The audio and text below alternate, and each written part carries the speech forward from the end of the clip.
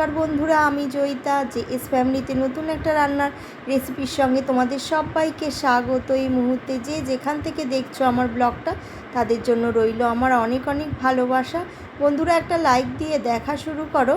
যারা যারা আমার চ্যানেলটিকে সাবস্ক্রাইব করোনি, অবশ্যই সাবস্ক্রাইব করে রেখো, আর পাশে থাকা বেল বাটনটিও প্রেস করে রেখো আমার নিত্য নতুন ভিডিও সবার আগে পাওয়ার জন্য। তো বন্ধুরা, চলো আজকে কি রেসিপি দেখানো যায় তোমাদেরকে।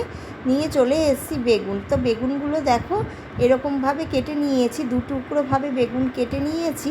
আর তোমাদের কাছে যদি বড় আকার বেগুন থাকে সেটা 4 ফালি করে কেটে নিতে পারো। তো এই বেগুনগুলোকে এখন আমি কি বানাবো বলো তো, বেগুন বাহারি বানাবো।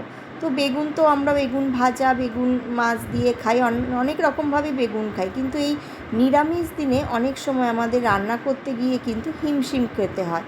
কি রান্না করব? নিরামিষ রান্না। এই নিরামিষ দিনে বেগুন বাহারি পদটা যদি তোমাদের মেনুতে থাকে তবে কিন্তু মেনু একদম জমে যাবে। আর দারুণ স্বাদের খেতে হয় এই বেগুন বাহারি। মনেই হবে না যে বেগুন দিয়ে ভাত খাচ্ছ, মনে হবে যেন পাবদা মাছের ঝাল দিয়ে তোমরা ভাত খাচ্ছ। তো এই বেগুন বাহারি তৈরি করার জন্য কিভাবে কি করতে হবে, তৈরিটা কি মশলা লাগবে, চলো দেখে নেওয়া যাক। আর এই বেগুন বাহারি বন্ধুরা, যারা ছোট বাচ্চারা বেগুন একদমই খেতে চায় না, কারণ আমার ঘরেও বাচ্চা আছে, সে একদমই বেগুন খেতে চায় না। তো এরকম যদি বেগুন বাহারি করে দিও, বেগুন একদম খেয়ে নেয় খুব সুন্দরভাবে, বোঝাই যায় না যে, মানে বুঝতেই পারে না যে ওইটা বেগুন। তো চলো বেগুন বাহারি তৈরি করার জন্য কি কি মশলা নেব। প্রথমে নিয়েছি দেখো হাফ চামচের কালো সর্ষে, আর হাফ চামচের একটু বেশি সাদা সর্ষে। কালো সর্ষেটা একটু কম নেবে, সাদা সর্ষেটা পরিমাণে তার থেকে একটু বেশি নেবে, আর তারও বেশি নেবে এই যে 2 চামচ ভর্তি 2 চামচ, চায়ের চামচের ওপরে 2 চামচ পোস্ত নেবে। দেখতেই পাচ্ছ আমার বেগুন যেরকম, সেই অনুযায়ী আমি জিনিসগুলো নিয়ে নিয়েছি। আর নিয়ে নেবে পরিমাণ মতো টক দই। বন্ধুরা, অবশ্যই নর্মাল টেম্পারেচারে করে টক দইটা রান্নায় দেবে, না হলে কিন্তু কেটে যাবে। আর জিরের গুঁড়ো, ধনের গুঁড়ো, এই যে হলুদ আর নুন, চিনি, এগুলো তো রান্নায় লাগেই বন্ধুরা। ব্যাস, আর কিচ্ছু না বন্ধুরা। এই দিয়ে কিন্তু অসাধারণ স্বাদের বেগুন বাহারি। নামটা যতটা সুন্দর লাগছে শুনতে, খেতেও কিন্তু অসাধারণ হয়। আর একদম বেগুন নরম জিনিস, খুব তাড়াতাড়ি একদম কি বলবো, 3 মিনিটের মধ্যে এই রান্নাটা হয়ে যাবে। তোমাদের ঘরে ধরো কোনো সবজি নেই, মাছ নেই, কি করবে ভাবছো, চিন্তা করছো, হয় না এক এক সময় যে ফ্রিজে কিছুই নেই, তখন বেগুন রয়ে গেছে ঘরে। তা বেগুন দিয়ে কিন্তু এই বেগুন বাহারিটা অবশ্যই করে নিতে পারো। এমনিও তোমরা বাড়িতে আমার ভিডিও দেখে অবশ্যই করো। আর বেগুনগুলোকে নুন, হলুদ, লঙ্কার গুঁড়ো দিয়ে খুব ভালোভাবে এই দেখো মাখিয়ে নিয়েছি। এরপরে এই যে টক দইয়ের মধ্যে জিরের গুঁড়ো, ধনের গুঁড়ো, নুন, হলুদ, চিনি একদম টক দইটার মধ্যেই দিয়ে ভালোভাবে টক দইটা চামচের সাহায্যে ফেটিয়ে নেব, কোনো যাতে লাম্প না থাকে, তাহলে টক দইটা রান্নায় দেওয়ার পরে কীরকম দেখবে ছাড়া ছাড়া হয়ে যায়।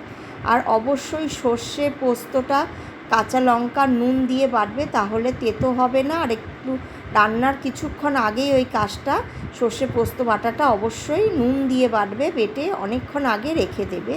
আর একটু তেল বেশি লাগবে ভাজাটায়। বেগুন ভাজার সময় কিন্তু একটু ডুবু তেলে বেগুনটা ভেজে নেবে। একটু ডুবু তেল বলতে বেশ ভালোই তেল, যাতে ভাজাটা বেশ ভালোভাবে হয়, অথচ ভাজাটা কিন্তু যেন না পড়ে আর না ভেঙে যায়, একদম সুন্দর মতো লাল লাল করে ভাজা যাতে হয়, সেই দিকে মাথায় রাখবে বন্ধুরা। একবারে এক গাদা বেগুন কিন্তু দিয়ে দেবে না।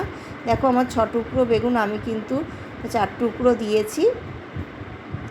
তো অল্প অল্প করে বেগুনটা খুব সুন্দরভাবে লাল লাল করে ভেজে নেব, একদম পোড়া পোড়াও না, লাল লাল করে ভেজে নেব। ভাজাটা তোমাদের দেখাচ্ছি, এই যে এরকমভাবে ভেজে নিতে লাগবে। দেখো বেগুন কিন্তু ভাঙেনি, কিন্তু খুব সুন্দরভাবে ভাজা হয়ে গেছে। তারপরে এই তেলটা কিন্তু কমিয়ে নেব, অতটা তেল বন্ধুরা লাগবে না। ডুবু তেলে যখন বেগুন ভাজছি, তারপরে অন্যান্য রান্নাগুলো ওই তেলে তোমরা করে নিতে পারো, তেলটা কিন্তু কমিয়ে দেবে। তার মধ্যে দেখো ফোড়নে দিয়ে দিচ্ছি এই যে কালো জিরে বন্ধুরা। ব্যাস, এরপরে কালো জিরেটা একটুখানি তেলের সঙ্গে ভাজা ভাজা করে তারপরে এই যে সর্ষে পোস্তর বাটা, কাঁচা লঙ্কা, নুন দিয়ে যে বেটে রেখেছিলাম ওই বাটাটা এরপরে এই ফোড়নের পর দিয়ে দেব। তো বন্ধুরা আমি যেরকমভাবে স্টেপ বাই স্টেপ তোমাদের দেখাচ্ছি, অবশ্যই বন্ধুরা তোমরা ভিডিওটি দেখে বাড়িতে অবশ্যই ট্রাই করো। ট্রাই করে এরকমভাবে করে জানিও তোমরা কেমন খেলে বেগুন বাহারি রেসিপিটা। বিশেষ করে তোমাদের বাচ্চারা অনেক সময় বেগুন খেতে চায় না, অনেক বাড়ির বাচ্চারা, তারা কিন্তু এটা একদম বুঝতেই পারবে না যে বেগুন। অসাধারণভাবে স্বাদে খাবে। বুঝতেই পারছো সর্ষে পোস্ত দেয়া, তার মধ্যে টক দই, তাহলে কতটা টেস্ট এটার বাড়িয়ে দেবে বন্ধুরা, তোমরা নিজেরাই এবার আন্দাজ করে নাও। এটা কিন্তু একটু ঝাল মিষ্টি, একটু মিষ্টি মিষ্টি স্বাদেরই হয়, যেহেতু টক দই দেয়া এটার মধ্যে, তো একটু ঝাল মিষ্টি ব্যালেন্সটা সমান রেখেই করবে। আর এই যে মিক্সি বাটির মধ্যে যেহেতু একটু মশলা লেগেছিলো, ওটা ভালোভাবে ধুয়ে সুন্দর করে এই দেখো দিয়ে দিলাম। আর এটা সর্ষে পোস্তটা খুব ভালোভাবে একটু মিশে করে নেব তেলের সঙ্গে। মশলাটা ভালোভাবে একটু কষিয়ে নেওয়ার পরে আমি যে টক দইয়ের সঙ্গে মশলাটা করে রেখেছিলাম বন্ধুরা, সেই মশলাটাও এরপরে এই দেখো সেই মশলাটাও দিয়ে দিলাম টক দইয়ের সঙ্গে। তাহলে টক দইটা এরকমভাবে আগে থেকে ফেটিয়ে তোমরা যদি খুব সুন্দরভাবে রাখো, তাহলে কিন্তু ছাড়া ছাড়া ভাব হবে না। টক দইটা যাতে ফ্রিজ থেকেই তোমরা অনেকক্ষণ আগে নামিয়ে রেখে দেবে, না হলে কিন্তু ছাড়া ছাড়া হয়ে যায়। আর কাশ্মীরি রেড চিলি পাউডার এই যে দিয়ে দিলাম, এতে তোমাদের কালারটা খুব সুন্দর আসবে। রান্নার পরে তোমরা দেখতে পারবে কালারটা খুব সুন্দর লাগবে। এটা তো ঝাল হয় না, এটা কালারের জন্য দেয়া বন্ধুরা। আর এটা কিন্তু অত্যাধিক ঝাল খায় না, মাথায় রাখবে। একটু মিষ্টি মিষ্টি ঝাল মিষ্টির ব্যালেন্সটা সমান রেখেই করবে তোমরা যদি খাও এবার ঝাল, সেটা তোমরা রাখতে পারো, কিন্তু এটা ঝাল মিষ্টি সমান হবে সেরকমভাবেই করবে। তো এরপরে মশলাটা কিন্তু খুব ভালোভাবে কষিয়ে নেব যতক্ষণ না পর্যন্ত এই দেখো তেলটা কিন্তু এবার পাশ থেকে ছড়িয়ে যাচ্ছে তেলটা। এই যে দেখো তোমাদের দেখিয়ে দিচ্ছি, এই অবস্থায় কিন্তু বেগুনগুলো খুব আলতোভাবে সুন্দর করে একটা একটা করে সাজিয়ে দিয়ে দিলাম। তেলটা যখন পাশ থেকে ছড়াচ্ছে সেই পজিশনে বেগুনগুলো দিয়ে দিলাম। এরপরে বেগুনগুলো দিয়ে খুব ভালোভাবে নাড়িয়ে চাড়িয়ে তারপরে কিন্তু জল দিয়ে দেব বন্ধুরা। অবশ্যই জল দিয়ে দিতে হবে।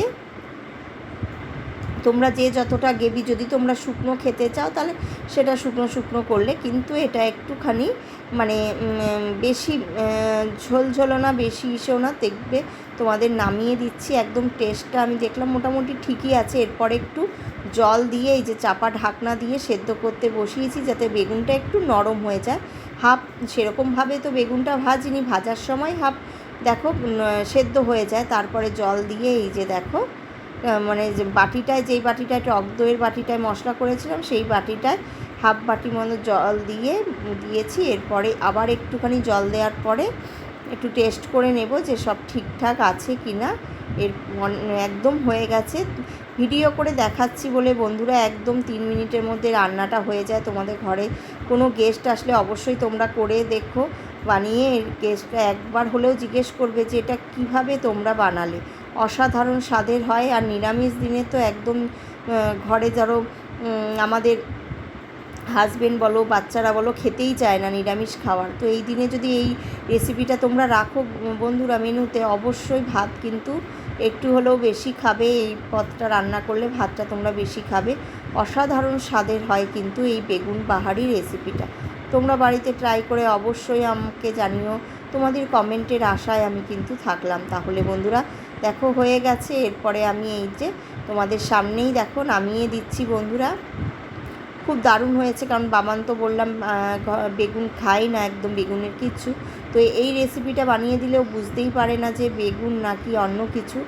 দেখো কত সুন্দর কালার এসছে বন্ধুরা, অসাধারণ। তো তোমরা কেউ স্কিপ করে দেখলে বুঝতে পারবে না, আর বেগুন কিন্তু বেশি ভাজলেও ভালো লাগবে না। তো আমি যেরকম মিডিয়াম লাল লাল করে ভেজেছি ওরকমভাবেই তোমরা বাড়িতে অবশ্যই ট্রাই করে দেখো বন্ধুরা। অসাধারণ স্বাদের হয় বেগুন বাহারি এই রেসিপিটা। বাচ্চা থেকে বড় সবাই একদম চেটে পুটে হাত খেয়ে নেবে এই রেসিপিটা দিয়ে। তো আজকে রেসিপিটা এখানেই রাখলাম, আবার দেখা হচ্ছে একটা আগামী ভিডিওর সঙ্গে। তোমরা সবাই সুস্থ থেকো, ভালো থেকো, আর সব সময় সাবধানে আর হাসি খুশিতে থেকো বন্ধুরা। দেখো অসাধারণ কালারটাও এসছে, খেতেও কিন্তু অসাধারণ হয়েছিল বন্ধুরা। তোমরা দেখার পরে ভিডিওটি ঝটপট বাড়িতে ট্রাই করে কমেন্ট করো বন্ধুরা। তো আগামী দিনেও তোমাদের সঙ্গে এরকমভাবে ভিডিও শেয়ার করতে থাকবো। আজকে এই পর্যন্তই, দেখার জন্য অনেক ধন্যবাদ।